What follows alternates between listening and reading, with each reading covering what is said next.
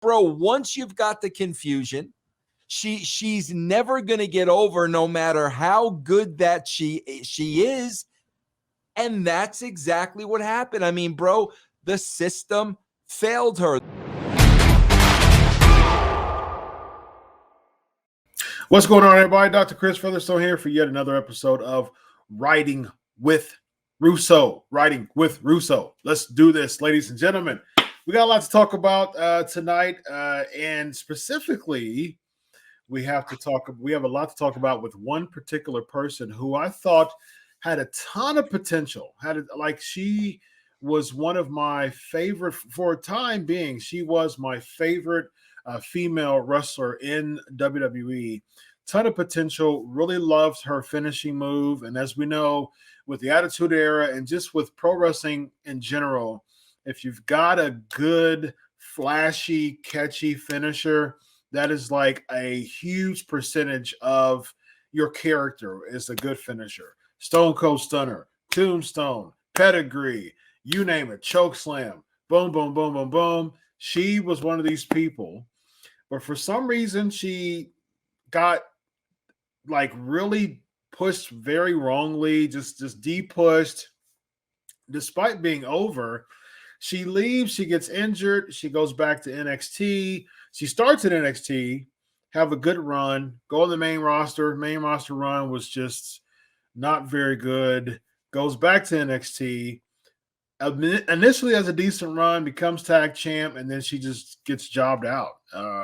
And then she gets let go. And she recently had a tweet that said in 30 days, she's going to be free. And of course, we're talking about, if you haven't guessed already, Ember Moon, former NXT Women's Champion, former NXT Tag Team Champion. Vince, I know that I know you had a big criticism about Ember Moon, and it makes sense to me because your criticism of Ember Moon is, what did WWE in the main roster book her? Like, who is she? Is she some werewolf streaming from the moon? Is she some red, crimson, mystique, dark character? Like, who is she? And I agree with you 100% on that. As much of an Ember Moon fan I am, I think the WWE really dropped the ball with really building Ember Moon as a character and allowing the 700,000+ people, who watches Raw outside of NXT.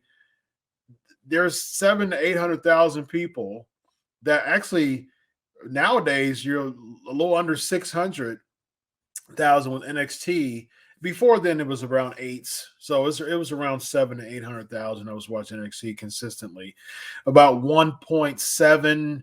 1.6 to 1.8. So still, even then, you had 800,000 to 1 million people who didn't watch NXT, so they don't know who she is. You know what I mean? So I think that WWE really dropped the ball in really developing her character, thinking that the NXT crowd carried over would know her, but that's only a third of the actual crowd. A half to a third of the actual big Raw crowd.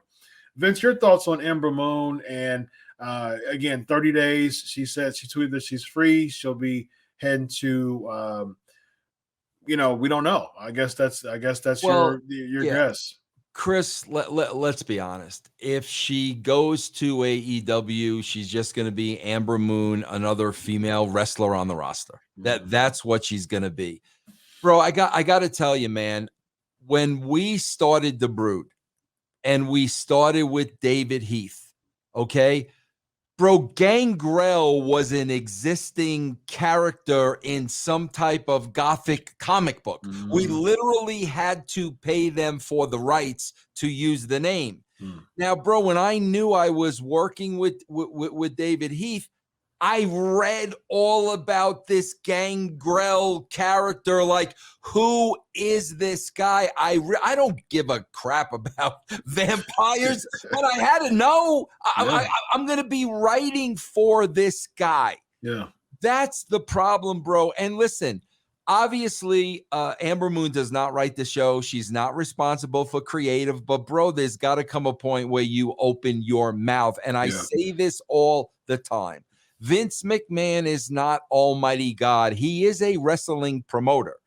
So we were talking about it, bro, and she was on the show. One week she's a vampire, but she's really a werewolf, and then she's got the weird colored eyes, and then she's sticking out a tongue. Bro, listen, man, if the woman believes, say for argument's sake, in a werewolf culture, okay, bro, let's research that. Let's study that. I'm sure, bro, maybe it goes back to she has ancestors that were, Indians, and it ties in with wolves, like whatever you're going to do.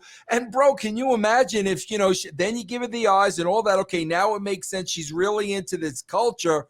And then, bro, all of a sudden, out of nowhere, after she beats an opponent, she takes a little chunk out of the neck.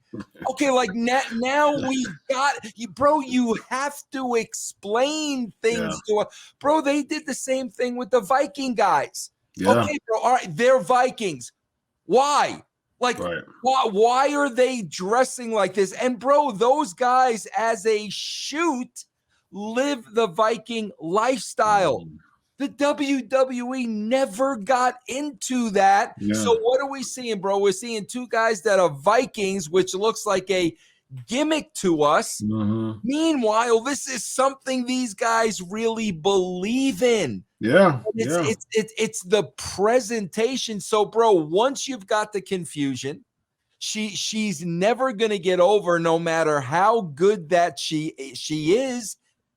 And that's exactly what happened. I mean, bro, the system failed her. The system has failed a lot of people. But, bro, if you know that system is failing you and you are not speaking up, you've got to take a piece of that responsibility, Chris. Yeah.